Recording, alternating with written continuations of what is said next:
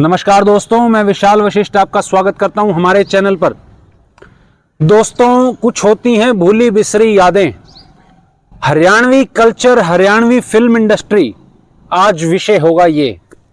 और एक पुराने खिलाड़ी हरियाणवी फिल्म इंडस्ट्री के आज मेरे साथ हैं श्रीमान जनार्दन शर्मा जी, और इनसे आज बातें करेंगे, हम चर्चा करेंगे कि वो इंडस्ट्री कैसी थी, वो दौर कैसा था, आज की इंडस्ट्री कैसी है, आज का दौर कैसा है, क्या अश्लीलता आ गई है या भद्दी टिप्पणियां होने लगी हैं, क्या पहले ऐसा नहीं होता था। बहुत सारे सवाल दोस्तों आपके माध्यम से हमारे पास आते हैं और आज हम जनार्दन जी को आपके सामने लाए हैं। तो दोस्तों आइए स्वागत करते हैं जनार्दन जी का। सर नमस्कार। नमस्कार। नमस्कार। कैसे हैं सर आप?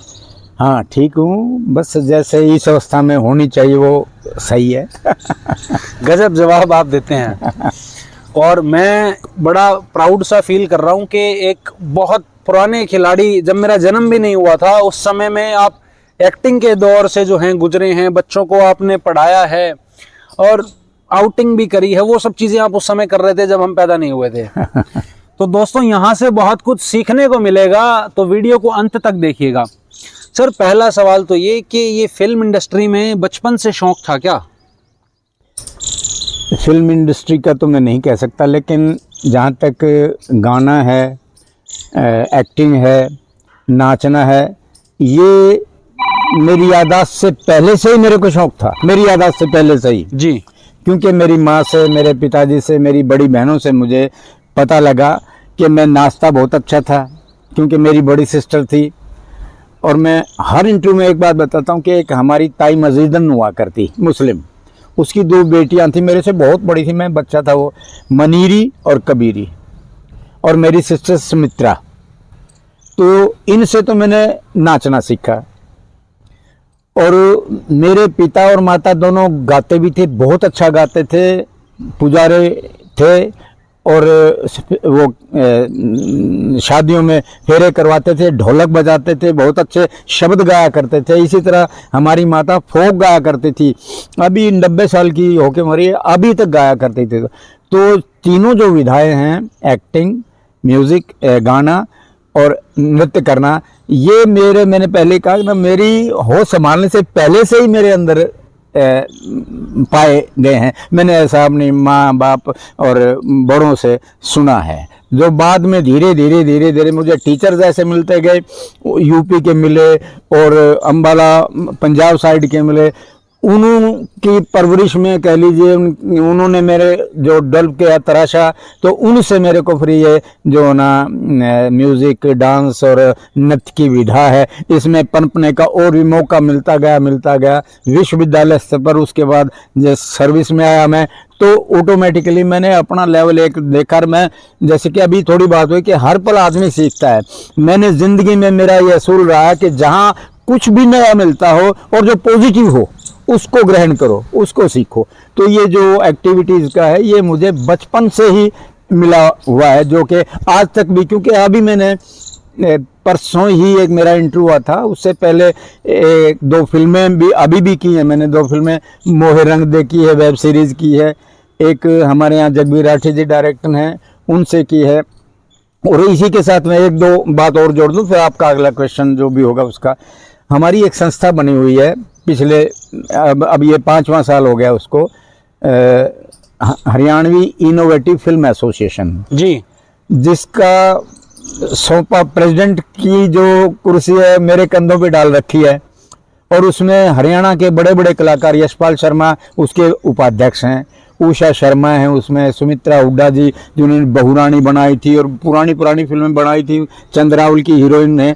तो बहुत करीब 110 हमारे इसके मेंबर हैं, और सारे, कोई डायरेक्टर है, कोई एक्टर है, कोई सॉन्ग राइटर है, जैसे मैं गीत भी लिखे मैंने। तो अलग अलग विधाओं के कलाकार हमारे इसमें जुड़े हुए हैं, तो वो बड़ा अच्छा काम कर रही है। दादा लक्ष्मी फिल्म बनाई थी अभी यशपाल शर्मा जी ने, 70 से ज़्यादा अवार्ड नेशनल और इंटरनेशनल ले चुकी है अभी तक। और अब दूसरा पार्ट उसका और बनने जा रहा है, जल्दी ही शुरू करेंगे। और उसमें एक सबसे बड़ी बात यह है कि जो हमारी संस्था का उद्देश्य मैं बताऊं आपको, केवल और केवल हरियाणवी सिनेमा को और हरियाणवी कलाकारों के उत्थान के लिए हमने ये बनाई है, और जिसमें बड़े बड़े कलाकार हैं, हर विधा के कलाकार हैं हमारे हैं। सर, जो उस समय का एक कल्चर था, हमने जो पुरानी फिल्में देखी हैं, पूरब और पश्चिम हो गई, क्रांति हो गई, और हरियाणवी की अगर बात करें तो चंद्रावल का नाम लोग लेते हैं। और आज की जो इंडस्ट्री है, आज कहते हैं कि भाई यूरो तक से मेरे भाई, अड़े नरे फरारी काटे से। तो ये कहाँ से डिफरेंस आया? क्या लोग ये पसंद करने लगे हैं? कल्चर के अंदर इतना बदलाव कैसे आ गया? ये आप क्या इस बारे में राय रखते हैं? आपने बहुत ही अच्छा प्रश्न किया है। देखिए, पुरानी फिल्मों में जैसे आपने नाम था, देशभक्ति फिल्में बनी हैं, बहुत अच्छी बनी हैं, और कहीं ना कहीं उनमें एंटरटेनमेंट के पॉइंट व्यू से कहीं थोड़ी सी टच वल्गैरिटी टच करती हुई भी निकली है। हमारी जो फिल्में बनी, मेरी याददाश्त में वीरा शेरा और हरफुल जाट जुलानी का धरती बताते हैं, लेकिन चंद्रावल उससे पहले बहुरानी बनी थी, और भी जिसमें सुमित्रा हुड्डा थी। ये फिल्में बिल्कुल हमारे कल्चर पे बेस्ड थी, और उसके बाद भी जो फिल्में आई, बहुत सी फिल्में कल्चर बेस्ड भी थी, और जिनमें बिल्कुल सकारात्मकता थी। और कुछ फिल्मों में ऐसे, जैसे आपने बताया ना कि जो आज का आपने संदर्भ दिया, थोड़ा सा हम पीछे से बताता हूँ कि कुछ फिल्में ऐसी जो लगातार एक आंधी सी आई थी चंद्रावल के बाद, हम भी बना लें, हमें। कुछ तो फिल्में ऐसी बनी थी जो एंटरटेनमेंट के पॉइंट से कुल मतलब वल्गैरिटी परोसी गई थी उनमें, और वो केवल अपने ड्राइंग रूम में ही बैठ के देखी है लोगों ने, जो भी प्रोड्यूसर थे जिन्होंने थे। कुछ फिल्में चंद्रावल के बाद गुलाबो है और हैं। एक दौर था आज से लगभग 15-20 साल पहले, उसके बाद ये इंडस्ट्री दब गई थी, और उसके बाद फिर कुछ फिल्में आई, पगड़ी आई, सतरंगी आई, और छोरियां छोरों से कम नहीं आई। तो इन फिल्मों में भी वल्गैरिटी का मैं समझता हूँ कि बिल्कुल भी लेश मात्र भी इंक्लूजन नहीं था उसमें। और फिर उसके बाद दादा लक्ष्मी जो फिल्म बनी है ना, वो तो सबसे बड़ी फिल्म मैं मानता हूँ उसको, और हरियाणा के पूरी तरह शुद्ध रूप से संस्कृति पे बनी हुई फिल्म। हमारे पंडित लक्ष्मी चंद जी बड़े विद्वान हुए हैं इस मामले में, और बड़े टॉप के जो ना सांगी हुए हैं। तो ये जो फिल्म बनी है ना, इसमें भी लेश मात्र का कहीं किसी भी जगह पे आपको वल्गैरिटी नहीं बनेगी। उन फिल्मों में और आज के फिल्मों में जो मैं समझता हूँ कि अंतर है। कुछ एक फिल्में में नाम नहीं, ध्यान भी नहीं है, नहीं बताऊँगा, जो एक कल्चर डेवलप हो गया है ना आज की गालियाँ देना आपस में, तेरी तो नहीं हूँ, तेरी ऐसी की तैसी, और इससे भी भद्दी गालियाँ कुछ एक फिल्मों में ली गई हैं, जिनको मैंने रिफ्यूट किया है, being chairman of Haifa Haryanvi film association, innovative फिल्मों से। मैंने कई प्रोड्यूसर से भी कहा, डायरेक्टर से भी कहा कि भी ये देखो, कोशिश करो कि अपनी जो पुरानी परंपराएं हैं, ट्रेडिशंस हैं, हमारा जो कल्चर है ना, वो उससे दूर मत हटो, आप उसको लेकर के चलो। आप जितना धरती के साथ जुड़ के चलोगे तो एक समय आएगा कि आपको पूरी मान्यता मिलेगी, पूरे संसार में मान्यता मिलेगी। अब जो दादा लक्ष्मी फिल्म बनी है, उसको मैंने पहले बताया कि 70 से ज़्यादा अवार्ड ले चुकी है, राष्ट्रीय अंतर्राष्ट्रीय स्तर तक के। क्यों ले चुकी है? क्यों कि जो आदमी अपनी धरती से जुड़ा हुआ है, अपने कल्चर से जुड़ा हुआ है, और उसको लेकर फिल्म का माध्यम हो, सिनेमा का माध्यम हो, रागनी का माध्यम हो, सॉन्ग का माध्यम हो, वो ऊपर ही ऊपर जाता जाएगा। सर, पुराने समय में भी हीरोइनों के साथ काम करते थे, आज भी हीरोइनों के साथ काम करते हैं। एक कास्टिंग काउच नाम की चीज आती है, आपने सुनी भी होगी। तो क्या हरियाणवी इंडस्ट्री में भी उस टाइम भी ये चीजें थी? शुरू से मैं बताऊं आपको कि हरियाणवी फिल्मों में विशेषकर जो हरियाणवी हीरोइंस का आपने काम किया, तो वैसे तो हर फिल्म में, हर सिनेमा में ये तक सुंदरता होनी चाहिए, अच्छा डील डोल हो, तो यहाँ भी वो बात तो रही है। लेकिन ज़्यादातर जो है ना, जो फिल्म बनाने वाले थे, उसमें हीरोइन वाली, हीरो वाली है, खुद ही हीरो भी बन गए, खुद ही अपने भाई भतीजा, कुछ ऐसा उस दौर में। अब नहीं है, उस दौर में हमारे टाइम में कुछ ऐसा भी ये रहा है समय कि हीरोइन जो अपनी चाहती, कोई जिसका सुंदर मुखड़ा या इस तरह करेगा, अपनी चाहते को हीरोइन बना लिया, अपने चाहते को हीरो ले लिया। नाजायज फायदा सर उठाया जाता था क्या उस समय में भी? देखो, पर्दे के पीछे तो हम क्या बताएं कि मैं व्यक्तिगत रूप से बताता हूं कि मैंने 22 फिल्में की हैं, एक हिंदी की बाकी हरियाणवी फीचर फिल्म ही की है, रीजनल की है।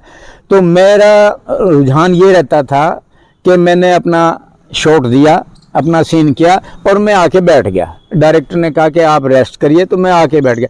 अंदर क्या है, किस तरह से कास्टिंग आपने जिक्र किया, किस तरह से कास्टिंग की है, हाँ कहानी में और गीतों में मेरा योगदान पूरा रहा। मैंने गीत बहुत लिखे हैं फिल्मों के लिए, लेकिन जहाँ तक कास्टिंग का सवाल है, अंदरूनी जो भी बात होती थी हीरोइन में, हीरो में या और जो करेक्टर रोल हुआ करते, उनका मैं ज़्यादा सा इंटरफियर नहीं किया करता था। तो लेकिन थोड़ी बहुत जो हवा, तो आपको पता ही है कि आदमी महसूस तो करता है कैसी हवा आ रही है, ठंडी आ रही है, गर्म आ रही है, मैं इनडायरेक्ट बात कर रहा हूँ। तो उस मतलब ऐसा होता था? बिल्कुल होता होगा, आज भी होता है? आज ज़्यादा ही होता होगा जी। आप सिंगर भी बहुत अच्छे हैं और मिमिक्री भी बहुत अच्छी आप करते हैं, तो मैं चाहूँगा 2-4 लाइनें जो संस्कृति से हमारी जुड़ी हुई हैं आप सुनाएं हमारे चैनल के माध्यम से। हाँ, इसके साथ एक और जोड़ूंगा कि जो प्रकृति है ना जी, चाहे वो क्लासिकल म्यूजिक हो, चाहे फोक म्यूजिक हो, लाइट म्यूजिक हो, कोयल बोलेगी तो उसमें से भी एक ध्वनि निकलेगी। जी जी। नाइटिंगेल बोलेगी उसमें से भी एक ध्वनि निकलेगी, चिड़िया भी चहचहा रही है इसमें से भी एक ध्वनि। बिल्कुल। तो क्लासिकल, फोक, लाइट, किसी भी तरह का म्यूजिक हो, वो सब मिला हमें प्रकृति से। बिल्कुल। तो इसी तरह से प्रकृति में कुत्ता भौंक रहा है, चिड़िया चहचहा रहा है, कौवा बोल रहा है, भैंस चिल्ला रही है, क्या नाम, गाय रंभा रही है। तो इस तरह से मैंने जो पहले मोनो एक्टिंग किया करता मैं, उसके बाद ये मिमिक्री शुरू की, और मिमिक्री का जो मैटर था मुझे मिला प्रकृति से। मैंने पहले बताया कि मैं जब गधे की आवाज निकालता तो दूर खड़े गधे के कान उठते थे और वो भी रिस्पॉन्स देता था। एक बार सर सुनाइए आज गधे की, कुत्ते की सारी आवाजें जो हैं, मैं चाहूंगा जनता तक पहुंचे। म्यूजिक में मैंने तबला बहुत मुंह से बजाया है और गिटार की मैं मिमिक्री किया करता। घुंघरू वाले सर वायरल हैं। घुंघरू की भी मैं किया करता, और वो थोड़ा मैं आपको बता देता हूँ जी। अब जैसे क्या नाम है, डोगी का ही ले लें। अब जैसे एक दूसरे आमने सामने आए, एक ज्यादा ताकतवर है, छोटा है, तो छोटा क्या करेगा, और वो दूसरा इस तरह, मतलब उनमें आपस में लड़ाई होती थी। और एक कमजोर सी उनके सामने पिल्ला होता था, कुत्ता होता था, वो क्या करता था, खड़ा है तो वो करता, झाड़ तो निकल रही है, और पूछो जो यहाँ चली जाए, इस तरह से मतलब ये मिमिक्री मैंने सीखी।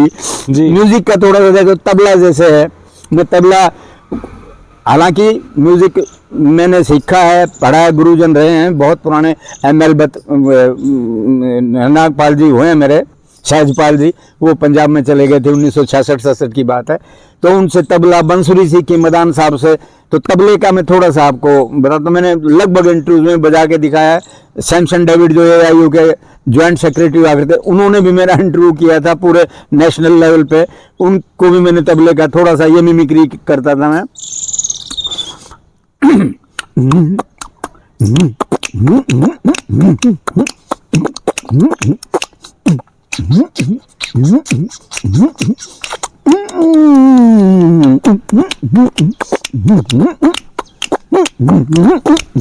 इस तरह से अब तो सांस चढ़ जाता है ना। तो ये अब घुंघरू की बात की तो देखिए,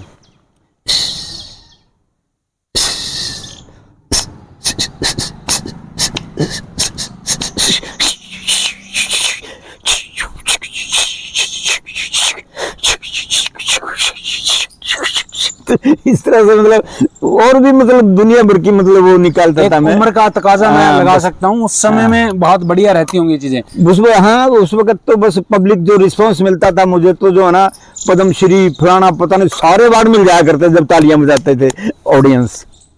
बिल्कुल, मेरे को तो इतने, और आज मैं फख्र के साथ कह सकता हूँ कि हजारों की संख्या में बॉम्बे में, अमेरिका में रवि शर्मा है, सेवा सिंह ऑस्ट्रेलिया में, मेरे इतने स्टूडेंट रहे हैं जो क्या नाम मेरे पास से होके गए हैं, उन्होंने बहुत कुछ सीखा है इसमें। सर 4 लाइनें मैं चाह रहा था कि आप सुनाएं, कोई 4 लाइन। हाँ, मैं कव्वालियाँ गाया करता, तो 2 लाइन तो कव्वाली की जी, और फिर एक मैं बड़ा मेरा मजा आया क्योंकि मैं बेस्ट कॉमेडी एक्टर रहा हूँ हरियाणा का। मेरे को 89 में हरियाणवी फिल्म डेवलपमेंट कॉरपोरेशन बना था उस वक्त, तो उन्होंने best comedy actor of Haryana का अवार्ड दिया था। लाइफ टाइम अचीवमेंट अवार्ड 2 बार मिल चुके हैं। तो 4 पंक्तियाँ जैसे कव्वाली की है, हमारे गुरुजी हुआ करते, अब नहीं है, उनकी आत्मा को शांति दे प्रभु। हिम्मत सिंह सिन्हा जी, डॉक्टर हिम्मत सिंह सिन्हा जी, डॉक्टर महेंद्र प्रताप चांद जी, तो उनकी 2 पंक्तियाँ मैं गाता हूँ। एक पहले तो शेर है कि उठाए अदा से जब दोनों हाथ, उसने उठाए अदा से जब दोनों हाथ, तो दरियाए हुस्न 2 हाथ और चढ़ गया। ये उनका वो था उसका। अब वो उनके जो कव्वाली के लाइन थे, यूं तो हर शौक अदा मरकज रानाई है, और दोनों हाथों से जो लूटे वो तेरी अंगड़ाई है। भाई यूं तो हर शौक अदा तेरी ये शौक अदा, मेरी जान शौक अदा तेरी ये शौक अदा मरकज रानाई है। दोनों हाथों से जो लूटे तेरी अंगड़ाई है, दोनों हाथों से जो लूटे तेरी अंगड़ाई है। गुनगुनाती हुई आती है फलक से बूंदे, फलक आसमान से बारिश की बूंदे आ रही हैं, देखिए कहाँ टकराती हैं और क्या आवाज निकालती हैं। गुनगुनाती हुई आती हैं फलक से बूंदे, गुनगुनाती हुई आती हैं फलक से बूंदे। कोई बदली तेरी पाजेब से टकराई है, कोई बदली तेरी पाजेब से टकराई है। यूं तो हर शौक अदा ये तेरी शौक अदा, मेरी जान शौक अदा ये तेरी शौक अदा मरकज रानाई है। दोनों हाथों से जो लूटे तेरी अंगड़ाई है, दोनों हाथों से जो लूटे तेरी अंगड़ाई है। क्या बात है सर, ये गजब गाया करता जब अभी नहीं इतना, जब काफी लंबी। दोस्तों एक परफेक्ट जो वेटरन एक्टर होता है, मैं तो लाइव देख के बड़ा खुश हुआ हूं कि भाई हाँ इस उम्र में भी जो होता है ये खून के अंदर है सर। बस खून के अंदर कुछ एनवायरमेंट से, कुछ बड़ों से, कुछ माता पिता से, वो मैं क्या बताऊंगा, बहुत लंबा हो जाएगा ये तो। बाप हमारे स्वांग निकालते थे, उनसे एक्टिंग सीखी है, गाते थे, बजाते थे। मैं ढोलक भी बजा लेता हूँ, जैसे मुंह से थोड़ा सा भी बताया, घुंघरू वगैरह का, मिमिक्री का, ये सब प्रकृति। मैं चाहूंगा हरियाणवी भी कुछ थोड़ा सा सुनाएं आप। हरियाणवी मैं अभी भी फेस्टिवलों में जाता हूँ ना, तो वहाँ मेरे जानकार भी कह देते सर सर सर आ जाओ 2 मिनट के लिए दो। मैं खड़ा हो गया, अभी करता हूँ, लेकिन अब तो पैर में चोट की वजह से नहीं कर पाता हूँ। तो लेकिन उस वक्त जितने भी फेस्टिवल हुआ करते थे, शुरुआत मेरे से ही हुआ करती थी, तो मैं नाचता गाया करता ये। और मैं एक पैरोडी हुआ करता, वो अगर कहेंगे तो अब समय होगा तो वो बता दूंगा। हरियाणवी में 4 पंक्तियाँ, वैसे तो ये मजाहिया है, हंसी मजाक के लिए होती हैं कि देखिए कहाँ और कब चोट पड़ती है और कब उभरती है जाके जी, और कहाँ लगती है और कहाँ उभरती है जाके। ये यूथ फेस्टिवल था, एक लड़की डांस कर रही थी, मैं पीछे सीटियां बजा रहा था। अच्छा जी। हाँ, वो लड़की आई और कॉलर पकड़ के, मिस्टर खड़े हो जाओ। मैं घबरा के, मेरी बहन मैंने क्या गलती कर दी, कह नहीं खड़े हो जाओ। और जो उस वक्त धुनाई करी, ये लिखी कोई हकीकत नहीं है जी, समझ रहा हूं मैं, फसाना है एक। हाँ, जो उस वक्त धुनाई हुई उस 4 पंक्ति में मैंने, कि पेट में दर्द कमर हो रहा है और छाती में दर्द सर हो रहा है। पेट में दर्द कमर हो रहा है, छाती में दर्द सर हो रहा है। मत पूछो दोस्तों कि क्या हो रहा है।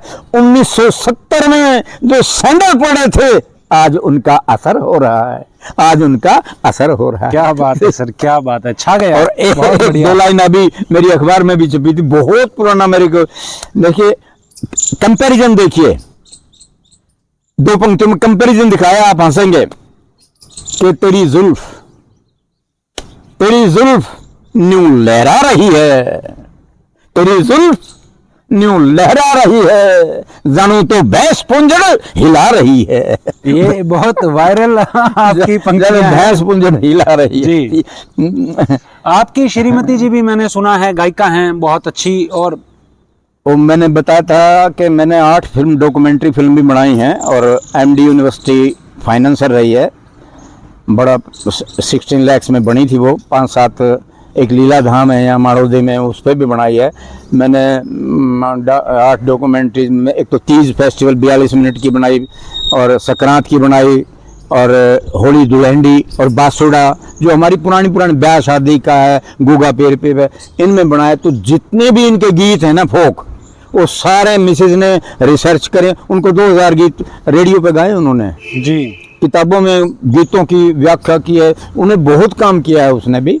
और जितने भी मैंने वो बनाई हैं डॉक्यूमेंटेशन, उनके जितने भी गीत हैं सारे मेरी डॉक्टर रमाकांता ने और मेरी बेटियों ने गाए हैं जी। हाँ, बैकग्राउंड सिंगर। मुलाकात कैसे हुई? ये लव मैरिज थी, अरेंज मैरिज थी? नहीं, ये एक तरह से अरेंज मैरिज थी हमारी, लेकिन कहीं ना कहीं पुट मतलब थोड़ा सा ये था कि भाई वो भी वहाँ पढ़ती थी कुरुक्षेत्र में, मैं था ही, तो वो जब 1970 से 1976 तक मुझे यूनिवर्सिटी का best allrounder artist in overall activities हुआ, बेस्ट एक्टर किया। मेरे नाम की जनार्दन नाइटमनी, बीएन चक्रवर्ती जो उस समय गवर्नर हुआ करते थे वो आए थे, हमारे एस के दत्ता जी वाइस चांसलर वो आए थे। तो मेरे जो टीचर, फिर मैंने बीएड भी वहीं से किया, तो बीएड में जो हमारे टीचर थे, मिसेज ने भी बीएड वहाँ से की थी, पहले कर ली थी उन्होंने, फिर वो टीचर लग गई थी वहाँ पे। तो वो भी जो है ना अपने स्कूल लेवल में अलग अलग, चाहे वो ये स्पोर्ट्स की एथलेटिक मीट हो और सिंगिंग के जितने भी वो हुआ करते थे वो भी प्रोग्राम में आया करती थी। और मेरे तो लगभग महीने में 1-2 थिएटर का ड्रामे मैंने बहुत किए, 22 ड्रामे किए हैं, 22 फिल्में की हैं मैंने। तो वो भी अपने कल्चरल उसमें दिया करते थे। तो जब भी मेरे प्रोग्राम होते थे तो वो अपने टीचर वगैरह के साथ, उनके जो टीचर थे अभी हैं वो परमात्मा उनकी उम्र, कुशवाहा जी हैं और भी कई टीचर हैं जो मेरे बड़े भाई की तरह भी हैं, मेरे गुरु की तरह भी हैं, और बहुत आज भी मेरे को उतना ही। वैसे तो कॉलेज में चाहे वो किसी भी सब्जेक्ट के टीचर हैं सब ने प्यार दिया, इसी तरह कुरुक्षेत्र यूनिवर्सिटी में सब ने प्यार दिया। तो मिसेज का ऐसा कि वो चलते चलते मतलब कहीं ना कहीं टीचर के माध्यम से पहले बात चली थी, उसके बाद फिर आपस में घर के लेवल पे बात चली, उसके बाद फिर जो ना हमने डिसाइड किया कि हाँ भाई आपका भी यही मतलब रुझान है, रुचि है, मेरा भी यही रुचि है, और 5-7 साल तक कुरुक्षेत्र में आपने भी मेरे को देखा। तो उन्होंने कहा, वो पता नहीं क्या उसके उनके दिमाग में आया उस वक्त, वो कहने लगी खोदा पहाड़ निकली चुईया। तो फिर उनको पता लगा कि ये चुईया नहीं है तो पूरी वो है, तो हंसी मजाक भी कर लिया करते थे। लेकिन टीचर्स के माध्यम से पहले बात हुई, फिर हमारे पेरेंट्स के उसमें बात चली, उसके बाद 1976 में शादी जी। हाँ सर, एक लंबा दौर इंडस्ट्री को आपने दिया है, आज भी जुड़े हुए हैं, अपना योगदान इंडस्ट्री में आप दे रहे हैं। तो मैं ये जानना चाहूँगा, हर व्यक्ति की ज़िंदगी में एक ना यादगार लम्हा रहता है जो भूलता नहीं है। तो क्या यादगार लम्हा किसी फिल्म से संबंधित है, किसी नाटक से, या कहीं बाहर गए हो आउटिंग पे स्टूडेंट्स को लेकर, कोई ऐसा किस्सा मैं चाहूँगा आप बताएं। एक कुरुक्षेत्र में प्ले, इंग्लिश प्ले था, 3-4 इंग्लिश प्ले भी किए हैं।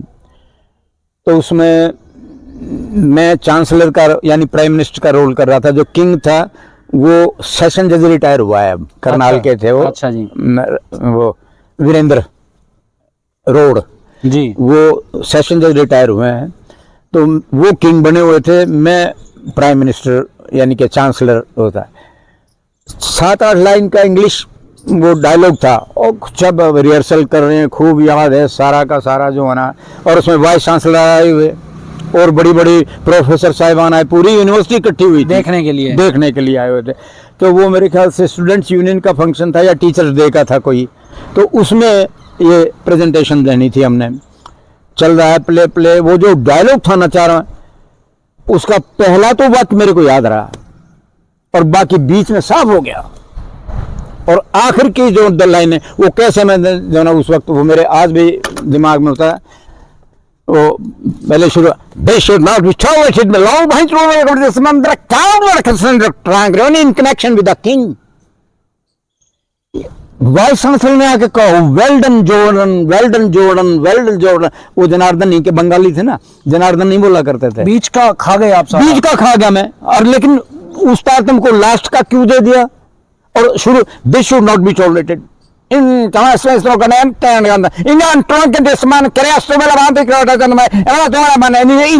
with the king. ये मैंने जोड़ दिया। आधे लोगों को समझ ही नहीं आया होगा। वही कहता हूँ वाइस चांसलर, मैंने समझ तो जब आया ना जब मैं इंग्लिश बोलूं या डायलॉग पूरा बोलूं, this should not be tolerated, इतना बोला मैंने। और बीच में तो अड़ंग बड़ंग पता नहीं क्या मेरे आया, मैं अब भी सुनाऊंगा आपको एक इस तरह का, मैं हर उसमें फंक्शन में ये देता हूँ मैं, मतलब स्पेशल। तो वो बीच का तो जो मैं बोल गया वो वाइस चांसलर क्या किसी के पल्ले नहीं, मेरे पल्ले नहीं पड़ा मैंने क्या बोल रहा हूँ। आखिर में जोड़ दिया, उसको क्यों दे दिया, this should not be tolerated, ये किया in connection with the king ji. और किंग को मैंने उसका क्यों दे दिया, हाँ बोल। वो सारे वो मेरे मुंह की तरफ देख, ये क्या जोना हो गया एकदम से। किसी की हंसी तो नहीं छूट गई थी सर उस टाइम? नहीं हंसी नहीं, सीरियस पूरा मेरे ख्याल से 700-800 छोटा ही ऑडी था, तो अब तो बड़ा बन गया वहाँ। क्षेत्र की बात है, क्षेत्र या हाँ न क्षेत्र की नहीं, ये 72 उसकी बात है। Silence, pin drop silence. लेकिन वाइस चांसलर ने आके ऐसे हाथ मारा, कहते हो well done Janardan, well done, very good acting, very good acting. Manage किया भाई आपने। मैंने सारे का भट्टा बैठ जाता, बिल्कुल। आगे क्या बोलता वो कल तो ये मतलब मेरे को अभी तक याद है। और जो मैंने बताया ना बीच में क्या बोल गया मैं, ये बाद में इतना डेवलप हुआ। मैंने बड़े मेरे बड़े भाई हैं छोटे से वाइस चांसलर कुरुक्षेत्र यूनिवर्सिटी में, मेरे कई वाइस चांसलर मेरे जूनियर भी रहे, एक आध बड़े भी रहे हैं। तो प्रोफेसर आरपी हुड्डा जी यहाँ भी वाइस चांसलर रहे, वहाँ भी रहे। तो वो यहाँ जब आए मेरे को 2 साल एक्सटेंशन दे दी थी, 2006 में रिटायर हुआ था मैं डायरेक्टर यूथ वेलफेयर। तो उन्होंने आगे 2 साल वो मेरे आते कोई क्या करते, घाघरी टंगी हुई है या अभी पहनते हो, क्योंकि मैं डांस भी कर लिया करता घाघरी पहन के। तो उनसे भी मैंने शर्त लगाई कई फंक्शनों में, कहीं भाई मेरे गाने का जो हिंदी अनुवाद कर देगा उसको मैं इनाम दूंगा 1100 रुपये। ठीक है जी। और कहते वो, लेकिन अब वो नहीं है ना, इंस्ट्रूमेंट नहीं है। तो उसके साथ तो आपको अभी जस्ट कोई पिछले महीने ही ये प्रोग्राम दिया था मैं कुरुक्षेत्र सीनियर सिटीजन के, उसमें फंक्शन, बड़ा फंक्शन था। मैंने कहा सीनियर सिटीजन आप मेरे से बड़ा कोई नहीं था, कोई 70-71 में 78 का हो चुका हूँ जी। तो मैंने कहा, कहने लगे जी सुनाओ, हम आपके गाने की हिंदी करेंगे। तो मैंने शुरू किया वही जो नाप शनाप, जो मुझे नहीं पता मैं क्या गाऊंगा क्या नहीं गाऊंगा। और उन्होंने चैलेंज ले लिया, कहते हम हिंदी करेंगे। मैंने कहा लो, फिर मैं शुरू हो गया जी, हारमोनियम था तबला, मैंने कहा भी शुरू हो जाओ और कहरवा बजाओ, एक ही लैब, मगर इस तरह पे बजाते रहो, आप कहरवा बजाते रहो। और मैं हो गया दगिंग कलाकू रस्ते गलिया मुंडूरन्ना पट्टे मदनी चोर चढ़ता, ये ना दू करना वाला सिंगारा तो ना गोरी टोन पड़ता, शुंगा कुदिन्ना पुट्टा टिंडा कुकुन्ना कुट्टा दिंगे लड्डू चोर कड़ंदे संडा बोरना पन्नू चोंगा दी कटनियाना। ये साउथ इंडियन है क्या? नहीं, कुछ नहीं पता मेरे को, ऐसे ही है ये।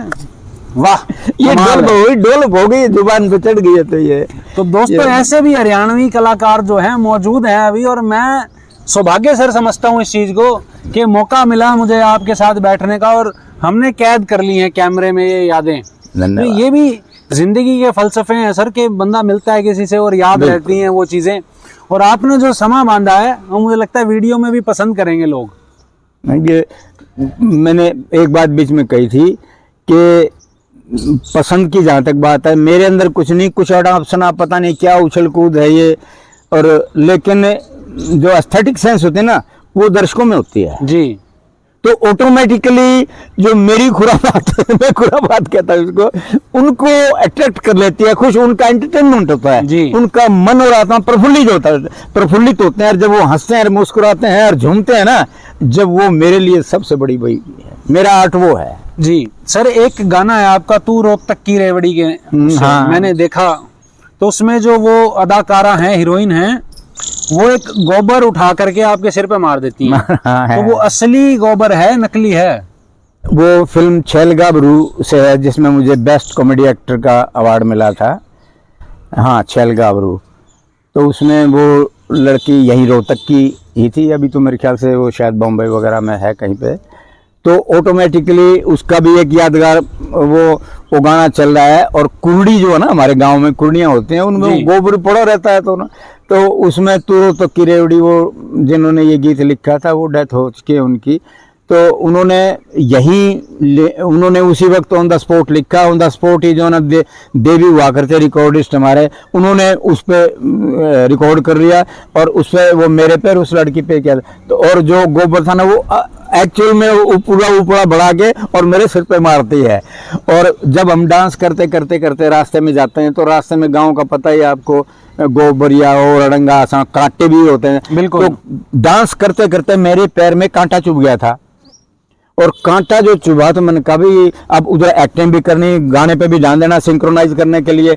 और मैं डांस करते करते पैर उठाया, एक जैसे समझा के किसी ने, जैसे हमारे पैर उठा के नाचने की बड़ी परंपरा रही है पब्लिक रिलेशन में, ये है ना, अभी उछलूंगा तो मेरे जिम्मेदार दो, ये पैर उठाने की वो होती है, इसमें ही कांटा लगा था।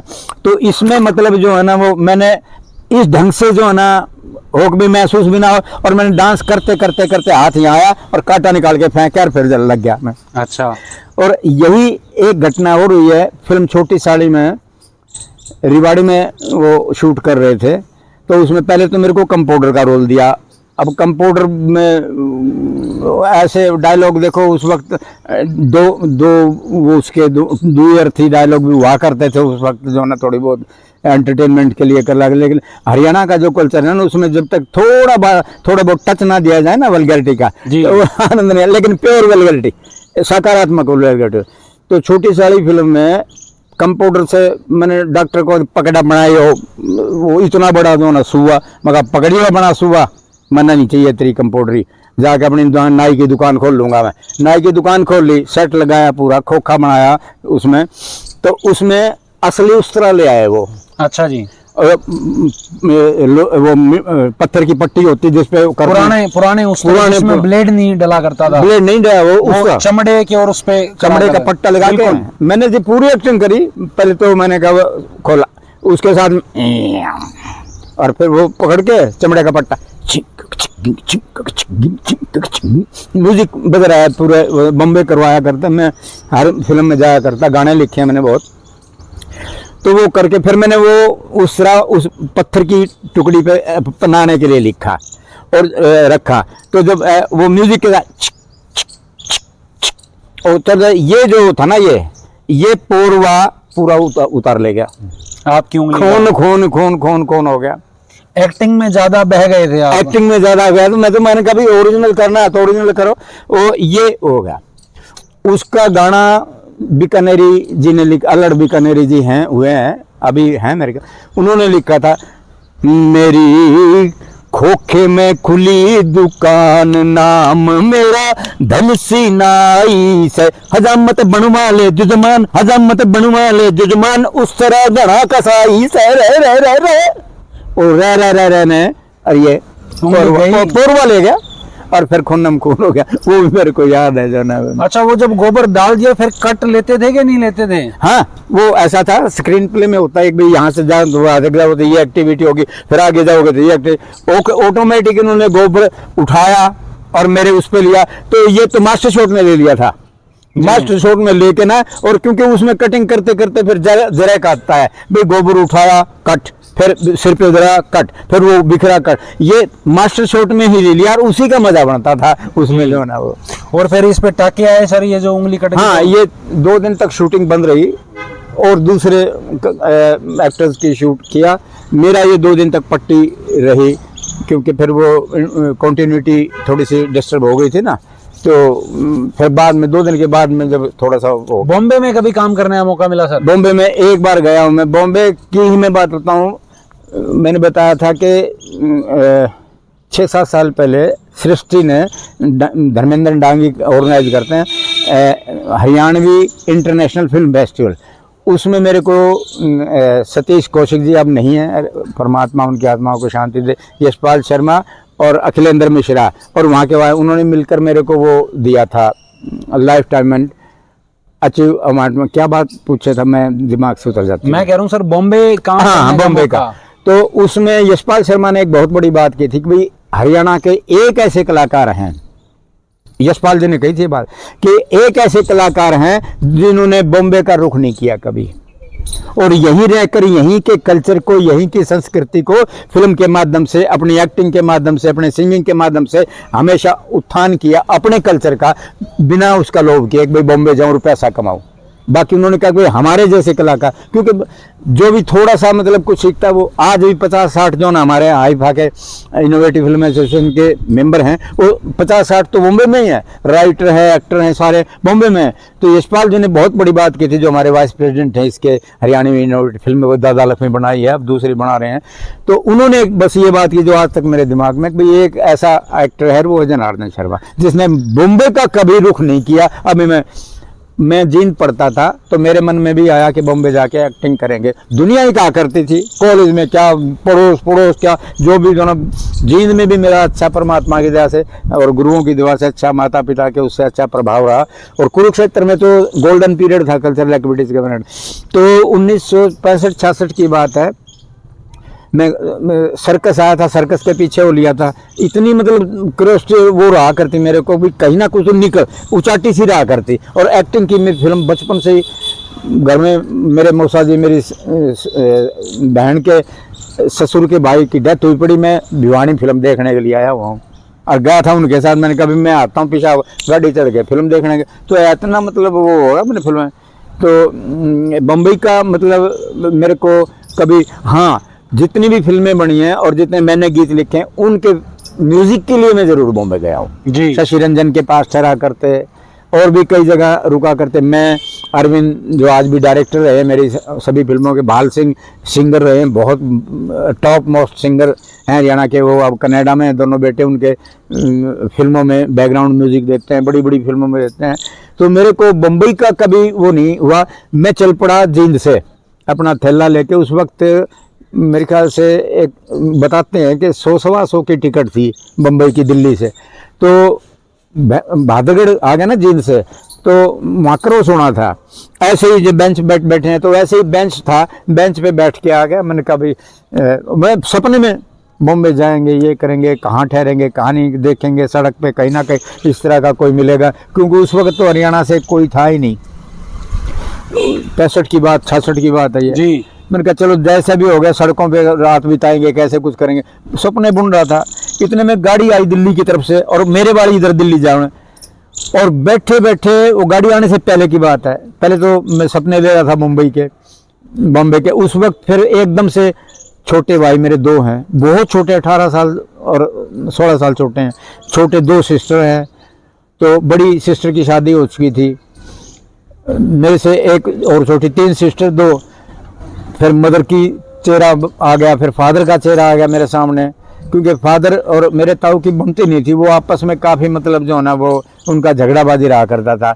तो मैंने कहा भाई अगर तू चला गया यहाँ से, तो ये छोटे छोटे हैं, इतने उम्र के, कोई मेरे भाई एक मेरे ख्याल से 5 साल का होगा, एक 7 साल का होगा, छोटी सिस्टर उनसे बड़ी थी 10-12 साल की। मैंने कहा इनको कौन संभालेगा, ना फादर की इतनी इनकम है, वो क्या नाम है अपने मंदिर का पूजा करते हैं। जब हलवाई की दुकान का भी थोड़ा सा वो ख़त्म हो गया था, खेत खात को भी ऐसे थे कि भी जो ना वो नहीं थी। मैंने कहा इनको कौन वो करेगा। मेरे दिमाग में मतलब इतना सारी पिक्चर घूम गई मेरे घर की और मेरे भाइयों की, बहनों की। जो दिल्ली से ट्रेन आई ना, मैं तो वापस बैठ लिया। मैंने कहा वापस चल के पढ़ेंगे, नौकरी नाकरी करेंगे, फिर वो। तो मैंने बम्बई का कभी दिमाग में आया था एक बार, लेकिन भादरगढ़ तक रहा वो मेरा दिल्ली बम्बई का खुमार। उसके बाद मैं बम्बई सिर्फ गया जरूर 10-15 बार गया हूँ। लेकिन पढ़ाई का भी सर किस्सा ऐसा है, 10वीं फेल हो गए थे। हाँ, 10वीं फेल हो गया तो घर के वो कहने लगे भैया अब इसको बंद, इसका क्यों कि घर के साथ नोरा हुआ करता है और सर्दी के टाइम में पूर जला करते, और एक बड़े बुजुर्ग ताऊ हुआ करते हमारे नंबरदार, वो कहानी कहा करते। तो मेरा कहानियों में ही रखा, तो कंबल या कुछ होता ना तो किताब तो खुली और कान में रहे कहानी की तरफ। तो नाचने में, गाने में, मिमिक्री करने में, ये उछल कूद में रहा करता। तो 10वीं में फेल हो गया, गांव में जाया करता, तो फेल हो गया। तो वो कहने लगे भाई अब इसकी पढ़ाई बंद। और ये तो ऊँट का मैंने 1.5-2 साल तक मतलब खेती की है, बुआई करी, ज्वार बाजरे की, गेहूं की। गेहूं तो उस वक्त उधर नहीं हुआ करते, ज्वार बाजरे ही ज़्यादा हुआ करते।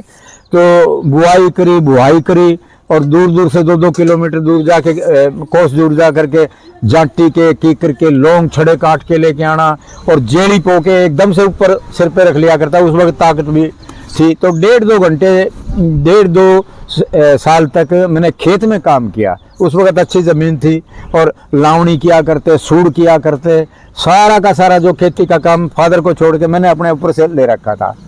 ऊँट ले जाना, माँ के साथ घर की लिपाई करना, कच्चे हुआ करते उस वक्त, तो गारा का छड़ना, ये सारी, अच्छा मेरे को ये झोंपड़ी वगैरह बातें बनाना, ये बना। तो 1.5-2 साल तक मैंने खूब मन से जो है ना खेती। अब जब मेरे दिल में आ गई थी भाई पढ़ाना तो इन्होंने है नहीं, और ना मेरा पढ़ाई में मन है। अगर मौका लगा, घर से भी भाग गया था मैं एक बार फिल्म के चक्कर में, छोटा सा बच्चा था। कहाँ पहुंचे? दिल्ली। फिर वापस आए? धक्के खा के फिर जो ना घर को ने पकड़ लिया। माँ का बुरा हाल हो गया था हमारी का। एक के हत्या चढ़ गया था मैं, उसने नाजायज फायदा भी उठाया, मेरे को कहीं बुकाता, ये करता वो करता। हमारी माँ का बुरा हाल था, लेकिन ऑटोमेटिकली परमात्मा ने सीधा वो हाथ था उनका, तो घर आ गया। फिर जीन था, जीन से भाग लिया था मैं। उसके मेरे फिल्मों का मेरे दिमाग में इतना असर रहा कि मैं घर से 3 बार मतलब जो ना प्लान किया मैंने, भागा। सिर्फ ये है कि बम्बई जाके एक्टर बनना, बम्बई जाके एक्टर। लास्ट में बहादुरगढ़ से जब पिक्चर घूमी ना छोटे भाई बहनों की, माँ बाप की, जब मैं उल्टा वापस। एक सर हरियाणा और हुक्के का कनेक्शन है, ये उस वक्त भी था? हाँ, ये इसकी जो हुक्के की संस्कृति है ना, मेरा मानना यह है कि भाई ये मुस्लिम संस्कृति से हमारे पास है। हमारे हरियाणा का लो, पंजाब का लो, उस वक्त जो आज जितनी बढ़ गई है आबादी, उस वक्त की कितनी 10 कोस, 12 कोस, 15 कोस तक कोई दीवा नहीं जलता था। बिल्कुल। और उस वक्त जो अपने बच्चों के पालन पोषण में, अपनी खेती बाड़ी के में लोग रहा, उनको नशे पाड़ी की क्या कहाँ आदत थी? कहीं भी नहीं, कोई मतलब ही नहीं था नशा पता करने का। तो जी, तो ऑटोमेटिकली जब ये हमारे इन्वेडर आए हैं मुस्लिम, पर्टिकुलरली बाबर, 500-600 साल, हाँ मुगल जब आए, बाबर आए पहले सबसे, तो उन्होंने पहला युद्ध इब्राहिम लोधी के साथ किया। तो मेरा मानना ये है कि जो हुक्के की संस्कृति है वहाँ से आई है। और मैं नाम भूल गया, कोई उत्तर पता नहीं क्या कुछ ही से था, उसने डिज़ाइन किया ये यूपी में कोई जगह वहाँ पे आके। और पहले क्योंकि नीचे लोटे नुमा या बड़े नुमा पानी रहा करता, तो पानी से छन के धुआं जब आता तो कहते हैं कि भाई इसके वो तत्व मर जाते हैं इंटॉक्सिकेशन के। लेकिन मेरा तो है कि तत्व तो नशा है, चाहे शराब हो, चाहे भांग हो, चाहे वो। तो मैंने भी एक भांग पूरे जीवन 78 साल में एक बार पी है। खोपड़ी घूम गई थी 7 दिन तक। और जींद में हमारे कुंदन सिनेमा रहा करता, मैंने मंदिर में कमरा लिया हुआ था घर से बाहर पढ़ाई के लिए। तो 10-11 लोगों ने पी, अच्छी बना के वो पी ली सब ने। और पीने के बाद कहने लगे चलो घूमेंगे। और जब जैसे जैसे हवा लगती है ये खिलती है, फिर तो पिंडारा की तरफ चल पड़े हम। सड़क ही सड़क, उस वक्त सड़क भी 7-8 फुट की सड़क हुआ करती। आज तो दुनिया भर का इतना विकास हो रहा है देश में पूरे में सड़कों के माध्यम से। और भी मतलब ये इतने निवृत्त होने के लिए लाइनें ठसाठस बदबू उठा करके। अब तो ऑटोमेटिकली वो चलने लगे तो वो खिल गई। मेरे को ऐसा लगा भाई हम गलत जा रहे हैं। तो एक ने कहा हाँ गलत जा रहे हैं। और धुन में वो वापिस अपने घर की तरफ हो लिए। फिर थोड़ी दूर घर रह गया तो कहने लगा नहीं घर तो पीछे रह गया अपना। और फिर उल्टे हो गए। मतलब 3-4 चक्कर काटने के बाद हम मुश्किल से घर में पहुंचे। रात हुई, पुलिस का डंडा वो आते थे ना, राउंड ले लेते हैं। कोई कहीं घुस गया, कोई कहीं घुस गया। मैं शिव जी का मंदिर है उसमें, वहाँ लेट गया। और जो मतलब जो ना ऊपर नीचे उतार चढ़ाव, पार्क वारक, पता नहीं ये नशे, हर कोई भी नशा कर लो, नशा खराब। अब मैंने गंडासे से शानी काटी, घास काटी और वो कर, और थोड़े बहुत क्योंकि हुक्के का जहाँ तक है मैं भी पिया करता, फादर के सामने नहीं। फादर और हुक्के के भी कई टाइप है, गुड़गुड़ी, होक्टी, चिलम, वो कड़ी जी, हुक्का, ये इस तरह की। तो मैं चोरी छिपे, हमारे फादर जब जाते ऊँट लेके खेत में तो वो कड़ी रखते थे। कड़ी की इतनी बड़ी नैव हुआ करती और ऐसे करते मारो छुट्टा और फिर नीचे कर लिया, चले और चलते जाते थे पीछे। मेरे को भी उनकी आदत पड़ गई थी, मैंने भी पिया लेकिन ज़्यादा नहीं पिया। हाँ फिर सिगरेट पे तो थोड़ा सा आ गया था, लेकिन अभी 40 साल हो गए मेरे को, नौकरी से पहले ही छोड़ दी थी। शराब का तो यह है कि फिल्मी में आने के बाद एक और घटना मेरे को आ जा, हम शूटिंग कर रहे थे सोनीपत में, तो वहाँ ये छैल गला जाएंगी फिल्म की शूटिंग, पहली फिल्म थी। रात को जैसे ही पैकअप होता, आके बोतलें अपना नहा धो कर बोतलें खुल जाती। एक दिन किसी के पास नहीं, तो बाल सिंह और मैं, बाल सिंह का मेरा फ्रेंड है गांव में, गांव सोनीपत के पास ही है, वहाँ गए। रात के 12 या 1 बजा होगा, और वो घर पहले गया हुआ था गाँव में, तो बराबर के उसमें से पैड़ियों से बाहर, गली में पैड़ियाँ थी, उसमें चढ़ के दोनों में कुत्ते भौंक रहे हैं, और वो लेके उन्हें आवाज़ लगाई, ओ फलाने, कुछ नाम भूल गया मैं, फलाने। उसने सुन लिया, कहने लगा कौन है, मैं बाल सिंह हूँ। वो आया, उससे 3XRM की बोतल ली, और वो बिना पानी के बाहर गांव के बाहर आके ना, एक नलका था, उसे नलका चलू में पानी लेकर डाल के वो पी। तो उस वक्त मतलब ये था कि उससे फिर जो है ना मेरे को थोड़ी सी दिक्कत रही। तो 40 साल हो गए मेरे को, ना तो मैं शराब पीता और ना ही ये स्मोकिंग करता। और जिसकी और ये मेरी बच्चियों की जो ना दुआएं हैं, 4 बेटियां मेरी, उनकी सब हर वाइफ की रमा की है, उनकी वजह से मैं आज ये इतना 78 का हो गया। वरना मेरे 5-7 जो मेरे मित्र थे, फिल्मी मित्र, रणबीर था और अनार था और भी कई थे, वो सारे जाली है जी। लेकिन ये मेरी बच्चियों का, उस परमात्मा का आशीर्वाद है कि बच्चियों के भाग्य से, वाइफ के भाग्य से मैं बैठा हूँ, आपके सामने बैठा हूँ, थोड़ा उछल कूद भी कर लेता हूँ। तो ये सब, और कुछ दर्शकों का जो प्यार मेरे को जीवन में मिला है ना, मैं उसको कभी जिंदगी मरते दम तक नहीं भूल सकूंगा। अब जो मैंने एक शेर सुनाया था ना आपने, मैंने कहा अभी जहाँ जब भी यूथ फेस्टिवल होगा, जब मेरे आखिरी सांस में जब 4 आदमी मेरे को लेकर के चलेंगे, तो एक बात याद रखना कि ढोल मत बजवाना। क्यों, ऐसा क्यों? मैं ऐसा यूँ कि मेरे अंदर ये सांस्कृतिक गतिविधियाँ इतनी रच बस गई थी कि जहाँ भी मैं ढोलक या तबले की या बीन की आवाज़ सुनता, तो मैं ऑटोमेटिक, अब भी मैं तो टीवी पे बैठ के, मेरा थोड़ा सा ये इतनी उम्र होने का, आगे जितनी भी रखी है, 1-2 साल जो भी है, वो एक मतलब जब टीवी पे जब गाने, आज भी मैंने सुबह एक गीत लगाया था। गीत मेरे पास एक मेरा बहुत बड़ा वो है, तो पूरे इंडिया के 10-15, इसमें 2,500-3 हज़ार हिंदी गीत हैं। आज भी सुबह मेरे को ध्यान में, तो मैं अपने आप को मतलब इतना रच बस इंजॉय करता हूँ ना अपने आप में। तो यही मेरी थोड़ी सी उसका, और ये पैर में चोट लगना, ये तो देखो नेचुरल है। स्कूटर के साथ मैं अलवाद करूंगा तो ऑटोमेटिक स्कूटर बदला लेगा जी, कार के साथ मैं वो करूंगा तो कार मेरे से बदला लेगा। तो ऑटोमेटिकली मेरा जो इंटरेस्ट रहा है ना, वो रहा है ये कि भाई उसी की वजह से आज मैं जो ना वो थोड़ी यादाश्त पे मेरे को आपने महसूस किया होगा, वो तभी फिट एंड फाइन है आप। तो दोस्तों 78 साल की उम्र है और किस्से कहानियां खत्म नहीं हो सकते। अगर मैं 24 घंटे भी बैठा रहूंगा तो ये किस्से कहानियां चलते रहेंगे। जल्द मिलेंगे अगली वीडियो में। और सर, आपने कीमती समय दिया, बहुत बहुत धन्यवाद सर। थैंक यू, धन्यवाद आपका, थैंक यू।